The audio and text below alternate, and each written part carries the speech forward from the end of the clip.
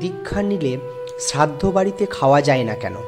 আসুন এই ব্যাপারে ঠাকুর শ্রী শ্রী রামকৃষ্ণদেব যে মত পোষণ করেছেন সেই নিয়ে আমরা একটি সংক্ষিপ্ত আলোচনা করি। ঠাকুর শ্রী শ্রী রামকৃষ্ণদেব একটি গল্প বলতেন, সেটি আগে বলি। এই গল্পটা এক সত্য ঘটনা। অনেক সাধুরা এই গল্পটা বলে থাকেন। একবার এক সাধু ঘুরতে ঘুরতে এক গ্রামে এসে পৌঁছালো। সন্ধ্যাবেলা তিনি সেই গ্রামের এক মন্দিরে আশ্রয় নেন। সাধুরা যারা পরিব্রাজন করেন, এখানে ওখানে ঘুরে বেড়ান, তারা সাধারণত কারুর বাড়িতে থাকেন না বা তাদের কোনো বাড়িতে শয়নও করেন না। কোনো আশ্রম বা মন্দির থাকলে সেখানেই থাকেন। আর মন্দির সব গ্রামেই সব স্থানেই থাকে।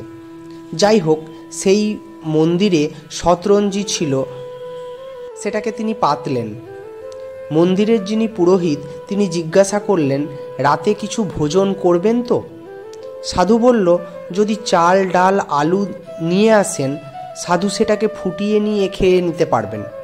পুরোহিত দেখলেন মানুষটা ভালো, শুধু শুধু বাইরে চাতালে কেন শোবে। সাধুকে বললেন, আপনি রাত্রে মন্দিরের ভেতরে শুয়ে পড়ুন। মন্দিরের মধ্যে সাধুকে শুতে দিয়ে পুরোহিত বাড়ি চলে গিয়েছে।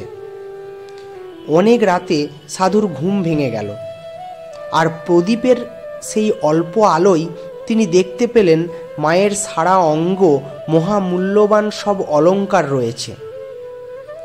তার তখন মনে হলো, এই সমস্ত গয়নাগাটি মন্দিরের তো কোনো কাজে লাগবে না, আর আমারও তো কিছুই নেই, আমার কাজে লাগতে পারে। এই ভেবে সাধু আস্তে আস্তে মন্দিরের বিগ্রহের সমস্ত গয়না খুলে নিয়ে নিজের ঝোলায় ঢুকিয়ে নিলেন। তারপর খুব দ্রুত কম্বল টম্বল গুটিয়ে রেখে হাঁটা দিলেন। প্রতিদিনের মতো সেদিনও ভোরবেলায় যখন সূর্য উঠেছিল, পুরোহিত মন্দিরে এসে মন্দির পরিষ্কার করার জন্য সব জোগাড়যন্ত্র করছেন। ঠিক সেই সময় তিনি দেখলেন সাধুও নেই আর মায়ের গায়ের গয়নাও নেই। এই দেখে তিনি তো বিরাট হাঁকডাক শুরু করে দিলেন। ডাক শুনে গ্রামবাসীরা হাজির। পুরো ঘটনা শুনে তারা তো এতই রেগে গেল যে যে যার মতো করে হাতে লাঠি বাঁশ নিয়ে সাধুকে খুঁজতে লাগলো, যেন ধরা পড়লে তারা সাধুকে মেরেই ফেলবে। ওদিকে সাধু ও গ্রামবাসীদের হাতে ধরা না পড়ার ভয়ে ছুটতে ছুটতে পালাচ্ছিল। এবার ভোরবেলায় সাধুর মলত্যাগের বেগ এসে গেছে। এক পুকুরের ধারে ঝোলাটিকে পাশে রেখে যথারীতি তিনি মলত্যাগ করছেন, এবং মলত্যাগ করার পর ঝোলাটির দিকে তাকিয়ে তিনি ভাবছেন, এ আমি কি করলাম? আমি সাধু হয়েছি, ত্যাগের জীবন বেছে নিয়েছি, সে কিনা আমি মন্দিরের গহনা চুরি করে পালাচ্ছি। শেষ পর্যন্ত আমার এই হাল হলো, এত অবনতি হয়েছে আমার। আমি তো কোনোদিন ভাবতেও পারি না যে কোনো কিছু চুরি করতে পারি। তিনি ভাবতে লাগিলেন যে কেন তার এমন হাল হলো।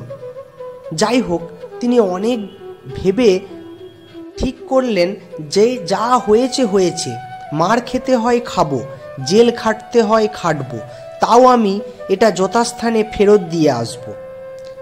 তখন সেই ঝোলা নিয়ে দৌড়ে দৌড়ে সাধু আবার সেই গ্রামের দিকেই ফিরে আসতে লাগলো। এদিকে গ্রামবাসীরা যখন সবাই মার মুখ হয়ে বেরিয়ে পড়েছে, তারা দেখে যে সাধু নিজেই ফিরে এসেছে। সেই দেখে উপস্থিত বিজ্ঞজনেরা বলল, ওকে মেরো না, ও যখন নিজেই ফিরে এসেছে আগে শোনো ও কি বলতে চায়। সাধু ফিরে এসে ঝোলাটা পুরোহিতের হাতে দিয়ে বললেন, আমাকে মারার আগে তুমি একটা কথা তুমি আমাকে বলো, তুমি কি শ্রাদ্ধের পুজো করো? পুরোহিত উত্তর দিল, হ্যাঁ করি। সাধু জিজ্ঞাসা করলেন, তুমি কালকে আমাকে যে চাল ডাল আলু দিয়ে গিয়েছিলে সেগুলো কি শ্রাদ্ধ থেকে পাওয়া? পুরোহিত বললেন, হ্যাঁ, শ্রাদ্ধ থেকেই সেগুলো পেয়েছি। সাধু জিজ্ঞাসা করল, তিনি কবে মারা গিয়েছেন? সাধুর প্রশ্নের উত্তরে পুরোহিত বললেন, এই দিন চারেক আগেই তিনি মারা গিয়েছেন। সাধু আবার জিজ্ঞাসা করল, লোকটা কেমন লোক ছিল? সবাই সঙ্গে সঙ্গে বলে উঠল, ভীষণ দুর্নীতিগ্রস্ত লোক, মহা চোর ছিল সে। সাধু নিজেও বুঝতে পারল ব্যাপারটা, উপস্থিত সকলকে বোঝালেন। সাধু সাধ্যের অন্ন খাবার পর যখন মলত্যাগ করলেন, শরীরের মধ্য থেকে খাদ্যের দোষ এবং প্রভাব অনেকটাই কেটে গেল। সাধ্যের অন্নের প্রভাব খুব শক্তিশালী হয়। তাই বলে বলছি না যে সবাই খুব খারাপ লোক, কিন্তু যার মৃত্যু হয়েছে তাকে যখন অন্ন নিবেদন করা হচ্ছে আর সেই অন্ন যখন আমরা গ্রহণ করছি, তখন মৃত্যু পথযাত্রীর সংস্কার, কামনা, বাসনা যেহেতু খুব তীব্র হয়ে থাকে, তাই সেই খাদ্যের প্রভাবও খুব দ্রুত অনুভব করা যায়। বিশেষ করে মৃত্যুর সময় এগুলোর তীব্রতা আরও বেশি হয়ে থাকে। মানুষের যখন মৃত্যু হয় তখন জীবনে কি করতে পারল না এবং শরীরের যে কামনা, বাসনা ছিল সেগুলো আরও প্রবল হয়ে ওঠে, কারণ সেগুলো পূরণ না করেই তাকে তার শরীর ছেড়ে চলে যেতে হয়েছে।